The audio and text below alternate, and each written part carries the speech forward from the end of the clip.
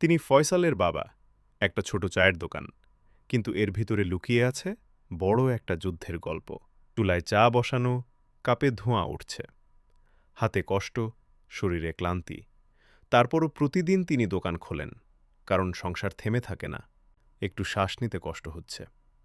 তার শ্বাসকষ্ট আছে, কখনো নিঃশ্বাস নিতে কষ্ট হয়। তবুও তিনি থামেন না, কারণ একজন বাবার ভালোবাসা কখনো অসুস্থ হয় না। কাস্টমারদের চা দিচ্ছেন। চাচা, 1 কাপ চা দেন। 1 কাপ চা। কারো কাছে শুধু পানীয়, কিন্তু এই চায়ের কাপেই লুকিয়ে আছে এক বাবার ঘাম, সংগ্রাম আর সন্তানের ভবিষ্যৎ। আব্বা, একটু বিশ্রাম নেন, আর একটু কাজ করি বাবা, তোমাদের জন্য। এই মানুষগুলো নায়ক, যাদের গল্প খবরের কাগজে আসে না, কিন্তু তারাই পরিবারকে বাঁচিয়ে রাখে। শ্বাসকষ্ট তাকে হারাতে পারেনি, দারিদ্র্য তাকে থামাতে পারেনি, কারণ একজন পরিশ্রমী বাবা ঝড়ের সাথেও লড়তে জানে। সারাদিনের শেষে ক্লান্ত শরীর, তবুও মুখে হাসি।